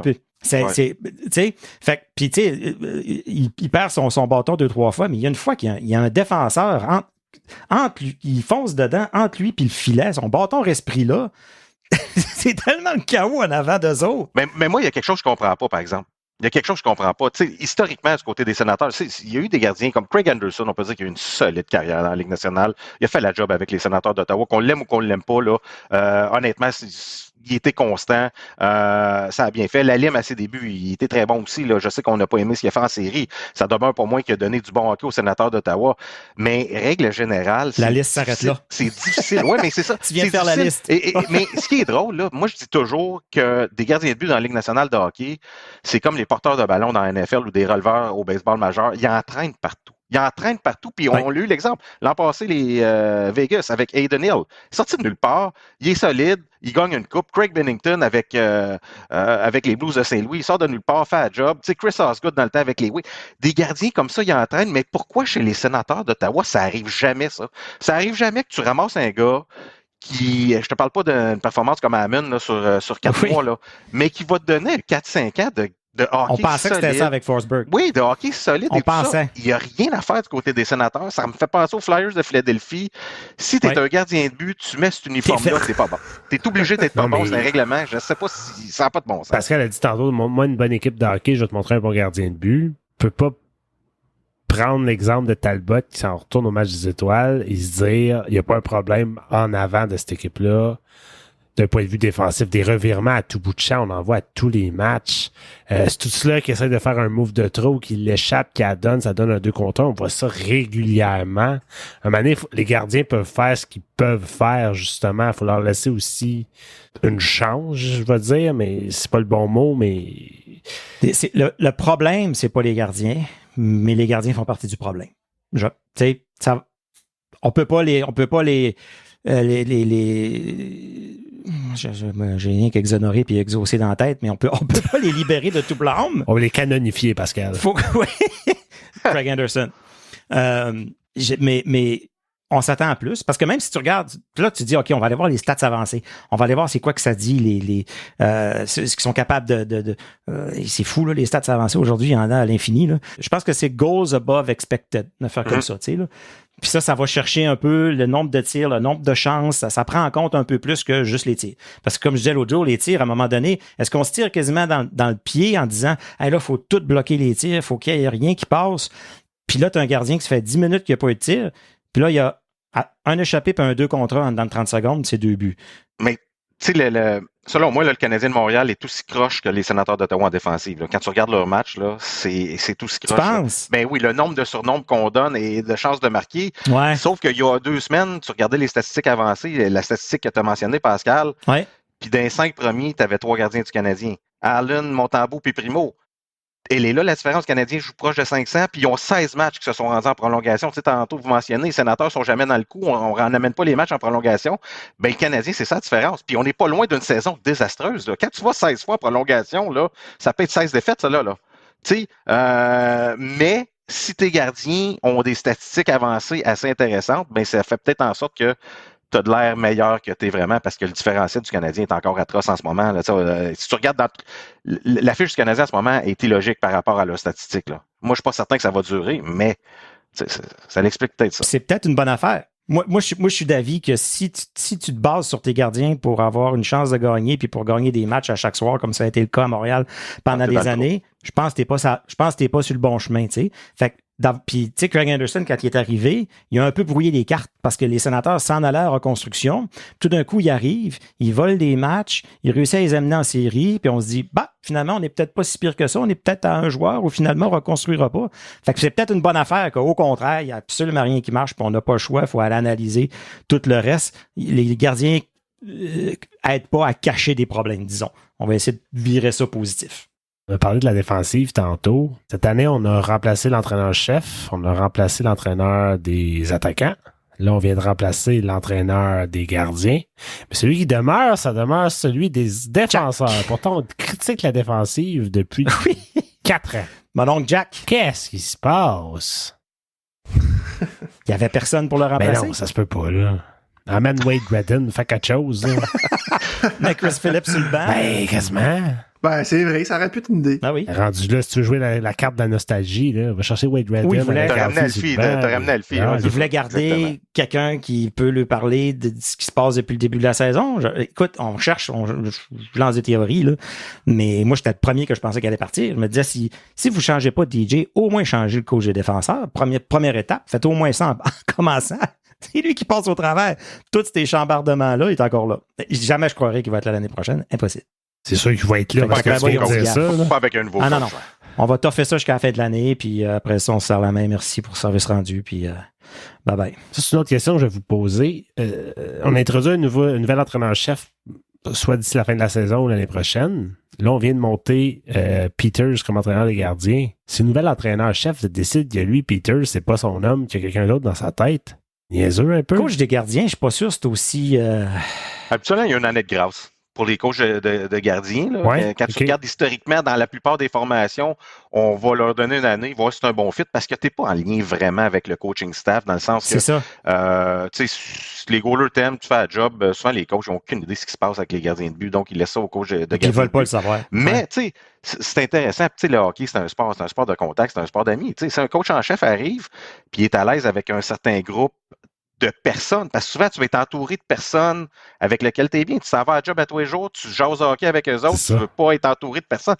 Donc, selon moi, aussitôt qu'ils changent de coach, il n'y a personne qui a une sécurité d'emploi du côté des Sénateurs d'Ottawa. Je suis pas en train de dire qu'ils vont congédier tout le monde, là, mais avec un nouveau coach, tu n'as pas le choix. À un moment donné, il n'y a pas un coach qui va dire, moi, je m'en vais là, puis le DG, il va me choisir mes adjoints. Là, c'est pas vrai, tu arrives avec ton staff. Puis t'as-tu un nom en tête, Marc, que tu vois là pour le futur des Sens disponible comme entraîneur que tu verrais, puis tu te dirais, tout le monde veut que tu dises Patrick ça ferait Roy. du sens. Moi, j'aimerais qu'on donne une chance à Craig Berube. Je serais curieux parce qu'il a fait quelque chose d'intéressant avec les Blues de Saint-Louis dans un contexte, j'ai le goût de dire, une formation qui avait même peut-être moins de talent que les Sénateurs d'Ottawa, qui étaient plus aguerris défensivement, oui. Mais tu sais, on parlait de Bennington, il n'y avait pas de gardien de but là non plus, là, du côté des Blues de Saint-Louis.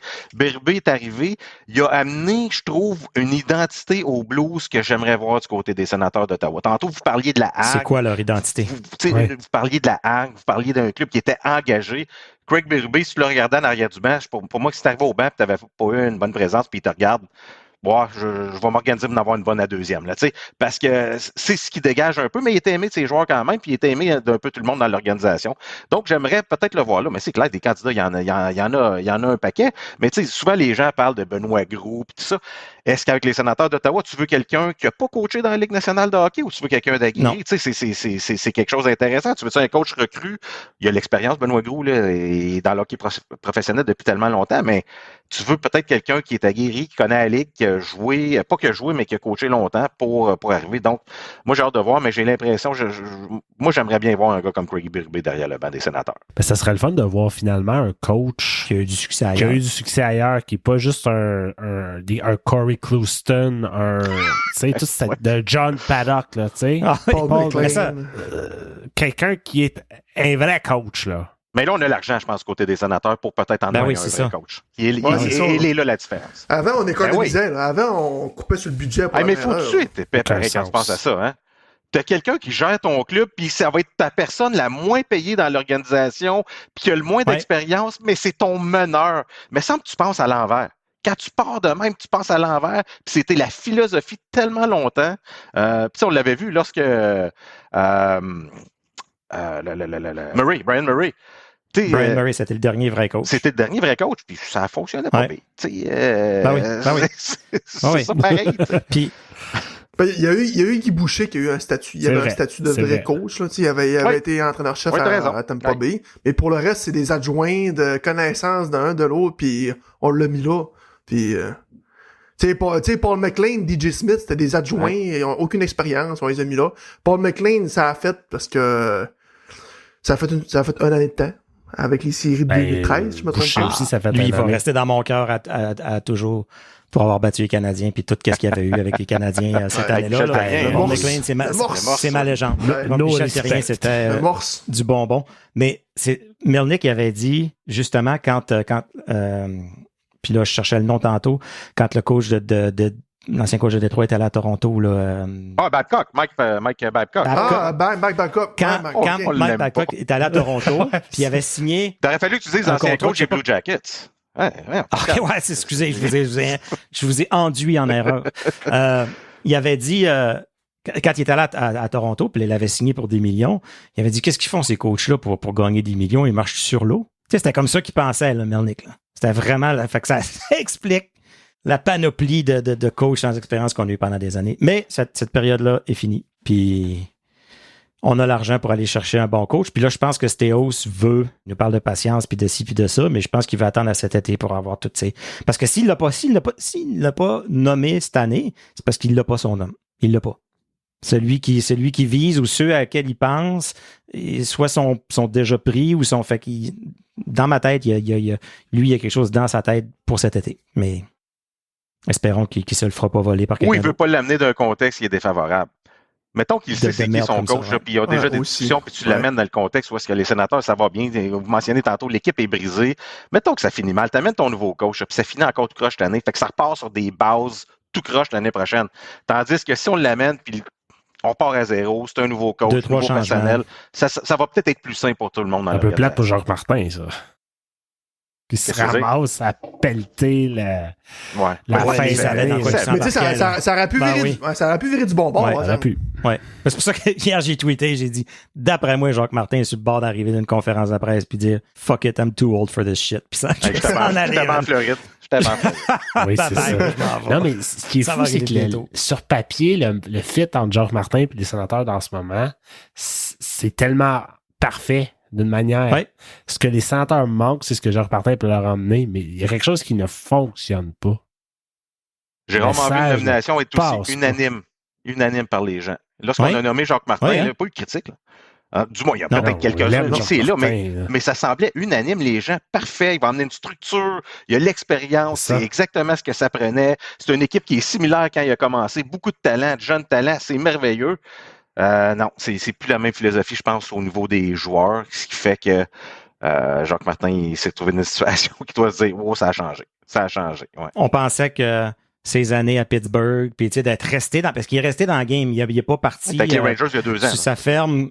C'est ça. Il n'est pas parti sur sa ferme un peu comme l'ancien coach de Calgary pendant 10 ans, puis ils sont allés le rechercher, là.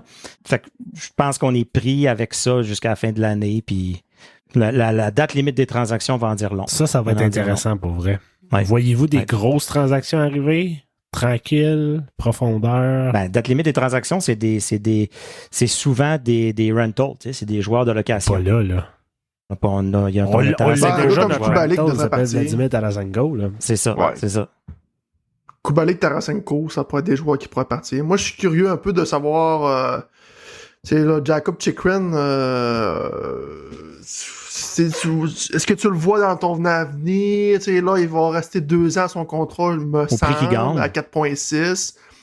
Mais là, après ça, si tu veux leur négocier, il va coûter cher. Est-ce que... Pas comment il joue là. Non, pas comme il joue là. Il n'est pas en train de se négocier un gros contrat. Là. Non, c'est sûr. Mais au moins, il n'est pas blessé. C'est ça. Puis au moins, moi, c'était ma crainte. Au moins, il joue. D'habitude, il est tout le temps. Je me dis, on va l'avoir une demi-saison, 2 tiers de saison, puis quand on va l'avoir, on va être content.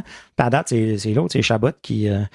mais avant ça, là, on a Josh Norris qui revient pour la game du 21. Puis là, on a trop de centres. Shane n'est pas...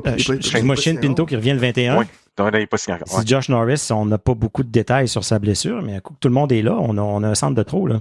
Roque Chartier, il reste là. Ben, il y a tes questions. S'il va sur la 4, il va sur la 4, mais encore là, Castellic. J'entendais parler, il faut tasser quelqu'un à l'aile, puis l'idée de bouger Josh Norris à l'aile. Les gars de Lockdown qui parlaient de ça, justement. Parce que Norris, cette année, c'est pas un gars qui va d'un coin, c'est pas un gars qui va dans la circulation. Puis c'est un gars qui a un excellent tir. On a parlé tantôt de son pourcentage d'efficacité de son tir. Ses mises au jeu, c'est comme ça qu'il s'est blessé 2 fois. Pourquoi pas le mettre, pourquoi pas garder Ridley Gregg au centre, sa première ligne qui est tout feu, tout flamme. En tout cas, on va avoir un peu de mouvement juste en ramenant Shane Pinto. Il va falloir commencer à prendre des décisions. Ouais, mais tu sais, tes mouvements, c'est des joueurs c'est 12e, 13e attaquant. C'est ça. C'est pas des gestes qui vont changer l'équipe Pinto, comme telle. J'ai comme l'impression que je vais le voir quand je vais le croire. Je vais le croire quand je vais le voir. Pourquoi? Ça fait tellement longtemps qu'on en parle de Shane Pinto. Juste pour ça. Seigneur, ça peut-tu finir? Parce qu'il va signer à la baisse, là. Il va signer le minimum. C'est clair. Là. Je peux pas croire que son agent va se présenter en disant je le veux 2-3 millions par année. Moi, je pense qu'il va se faire dire je te gage que tu l'auras pas, mon chien. La queue entre les 2 jambes, puis signe ici. Ah ouais, juste ça. Ouais, juste ça. Mais gars, puis ça va être ça pour cette année. Puis mais même là, je pense qu'ils sont à quelques 100 000 du cap de toute façon. En tout cas. Ouais, là, parce que là, il faut qu'il bouge quelqu'un. Il faut qu'il bouge quelqu'un pour le signer. Là. Oui. C'est-tu encore d'accord? Oui, il faut qu'il fasse de quoi. Il va falloir qu'il descende quelqu'un à Belleville ou. Mais est-ce que Forsberg parce que là, il est à 0 est sur la liste des blessés à long terme? Oui. Et dans ce cas-là, il n'y aurait pas de problème. En attendant. C'est ça. Fait qu'on rachète toujours juste un peu de temps en ayant blessé. Fait que, avez-vous hâte à la game jeudi? Hey, ce sera pas beau, là. Ce sera pas beau. S'il faut que Montréal gagne 5-1 ce game-là. C'est sûr qu'ils vont gagner. Sûr qu'on se fait démolir. C'est triste, mais c'est sûr. Normalement, ils sortent des bonnes games. Normalement, ils sortent des bonnes games contre Montréal. Des fois, c'est Montréal qui relance. Des fois, c'est justement à jouer contre Montréal, un match émotif, un match que finalement, ils dominent 4-2, 5-1, puis ça leur donne confiance. Mais écoute, ça sera pas beau au CTC. Être un partisan, je pense que le monde va juste s'en aller. Être un partisan des sénateurs, là, je suis pas sûr que je me présente à l'aréna, moi. Parce que la dernière chose, il va y avoir 10 000 personnes avec des chandails du Canadien, tu vas te faire écœurer tout le match, le Canadien qui devance alors qu'il était pas supposé être là, mais pas du tout. Je pense que le taux part pas, on va laisser bien à quelqu'un d'autre. Moi, je pense que j'essaie d'y aller, mais sa galerie de presse, Phil y va avec sa blonde, c'est leur sortie. Tu fais pas le chaperon. Sa blonde prend pour les Canadiens, fait que moi, je fais le chaperon, mais d'en haut, je les surveille. Tu vois tes longues vues. Arrêtez de vous donner des becs. Mais tu sais, on parlait du Canadien. Ouais. Ils sont encore, en ce moment même, là. Ils vont aller en prolongation encore. Ils vont aller en prolongation, puis juste qu'on est devant. Puis ils n'ont pas de club, là. Je regarde ça sur papier, c'est épouvantable. Mais cette équipe-là réussit quand même à être compétitif, rester dans la game, offrir du hockey. Mais ces gars-là, moi, je suis surpris totalement. Ionen, Evans, Armia, l'année passée, tout le monde voulait lui arracher la tête. Puis là, il joue ça à 2, puis il fait bien. 3 jeunes sur la première ligne, ça travaille au fond, ils se présentent tous les games. Mais je comprends pas. T'écoutes la radio sportive à Montréal, puis je le sais, c'est rien que ça que j'entends chez nous.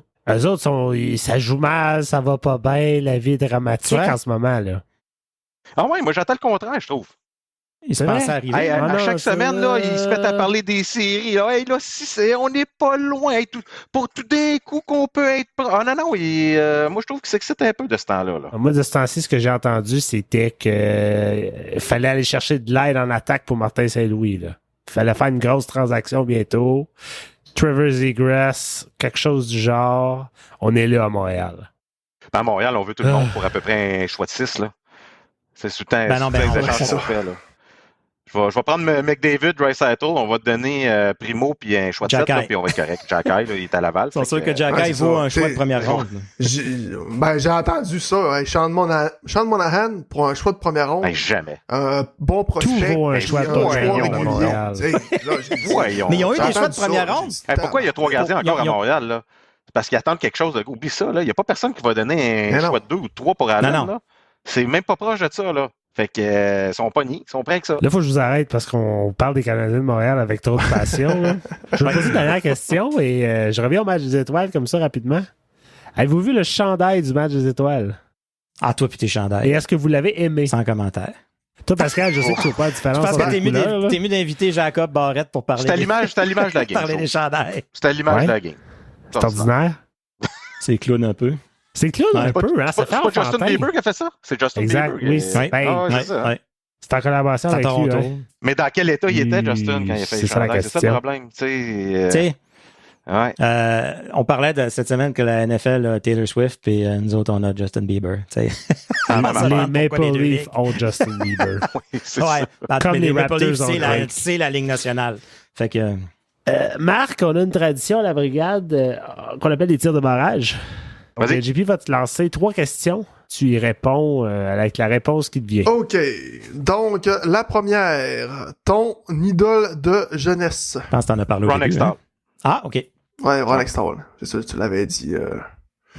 C'est-tu pour ses pattes blanches ou bien? C'est pour l'ensemble de l'œuvre. Disons que j'aimais jouer du hockey, moi aussi, devant et derrière le filet. Ouais. Je trouvais ça. Avec ton bouclier aussi pour. Oui, quelques suspensions. T'avais un bon caractère, c'est ça? C'était une autre époque, là, à un moment donné. Petite anecdote d'ailleurs. Souvenez-vous de Sandy McCarthy qui jouait pour les Flames de Calgary, entre autres. Les Flyers, c'était un gars de 6-5, 6-4. Je jouais pour le Titan de Laval à l'époque. Match pré-saison, moi, ma tradition dans le junior, lorsque je jouais un match pré-saison, je sciais mes bâtons avant un peu pour donner un bon petit slashing, mais que le hockey brise sur le joueur. Comme ça, tu fais ça 1-2 fois d'un match, puis pendant la saison, habituellement, tu es assez tranquille parce que les joueurs se disent c'est un malade, lui. On va garder 3-4 pieds de plus devant lui. Donc, c'est une petite tradition, mais McCarthy s'est reviré. Puis une petite droite qui était sortie assez vite. Mettons que mon casque s'est rendu dans le coin, puis j'ai pas réessayé ça. La deuxième, t'es dans le domaine de la radio, donc je pense que tu vas aimer ma question. Chanter tout ce que tu dis ou dire à haute voix tout ce que tu lis? Dire à haute voix tout ce que je lis. Fait que tu t'es conscient qu'à la radio, le son va être au maximum. Pas de problème. Je parle fort. Ouais, sa voix est toujours au maximum. Parfait. Et la dernière, ton kit de goaler préféré dans la LNH actuellement? Actuellement? toutes les kits de Marc-André Fleury. Ouais, Tout ce qu'il met, ouais. Puis, tu sais, je pensais que tu me parlais de tous les temps, là. J'étais pour remonter avec ses pads jaunes. Tout aimé ça. Tout a trouvé ça spectaculaire. Puis moi, tu me regardais gauler junior, j'étais tout en blanc. Fait que, tu sais, loin de ça. Mais Marc-André Fleury a des kits spectaculaires de gardien de but. C'est vrai qu'il se donne, hein, ses pads dorés avec les Golden Knights, c'était quand même quelque chose. Ouais, c'était quelque chose. Au Minnesota, on dirait que c'est calmé dernièrement. Non, moi, c'est son kit là, avec les chandails de style North Star. C'est de toute beauté. Puis il y a le vieux masque, je pense que c'était Denis Héron qui gaulait là, à un moment donné. Gilles Meloche qui gaulait avec les North Stars du Minnesota. Il y a le même masque qu'il a fait et c'est vraiment spectaculaire. Fait que Ron Extall, t'as été sympathique aux Nordiques pendant quelques années aussi. Il était plus bon. Fun à savoir. Il était plus bon que les Nordiques. Il était mauvais. C'était juste violent. Écoute, Pascal, les Nordiques, as-tu déjà été bon? Ils ont été bons, mais au Colorado. Mais non, ils ont été bons. Ils ont été bons ils ont été bons quand je les écoutais pas, parce que j'étais trop jeune. Moi, j'ai commencé quand ils commençaient à liquider tout le club au complet. Quand tu sais, les dernières années de Michel Goulet, puis ils ont réété bons, puis ils sont partis. Fait que moi j'ai juste eu le milieu de la sandwich une sandwich à la marde, comme on dit. T'as eu les Nordines, toi. T'as eu les Nordines, c'est ça, ouais. C'est le temps d'une dinde, là, en radio, c'était assez nordique, là. Classique du Saguenay. Le zoo le matin, ou je sais pas, tu sais, là, c'était ça, là, le temps d'une dinde. Ben, Marc, un gros merci d'avoir joué avec nous. Ben, merci à vous autres, les gars. Ouais, c'était vraiment cool. L'heure a passé comme ça. Puis, il faudrait faire une prise 2 à un moment donné. Un rappel qu'on peut te suivre, on peut t'écouter les mardis dans le local sportif sur les zones 104.7 Outaouais. Tous autres endroits où on peut te suivre si on est intéressé? T'es pas très réseaux sociaux, hein? Non, je suis pas très réseaux sociaux. Écoute, c'est niaiseux ce que je vais vous dire là. Moi qui fais un podcast avec vous autres aujourd'hui, là, j'ai peur de m'échapper, j'ai peur de faire une niaiserie, j'ai peur de tout perdre, fait que j'aime mieux me tenir un peu loin parce que j'ai une opinion sur à peu près tout. Des fois, être un petit peu plus serré, donc comme ça, je limite les gars. C'est dans ma tête. Un rappel que le local sportif est aussi disponible en format balado sur toutes les plateformes. Nous, de notre côté, vous pouvez nous suivre sur Twitter, sur Instagram, sur Facebook. On est aussi, vous pouvez aussi vous abonner à la brigade via votre plateforme de diffusion de podcast préférée. Pascal, on l'a dit tantôt, on peut continuer à t'entendre tous les mardis dans le local sportif. Messieurs, avez-vous un mot de la fin? Ron Extall. J'aime ça. Ron Extall. C'était donc la brigade, le seul podcast francophone qui traite des sanitaires du hockey dans la région d'Ottawa-Gatineau. Merci, bonsoir.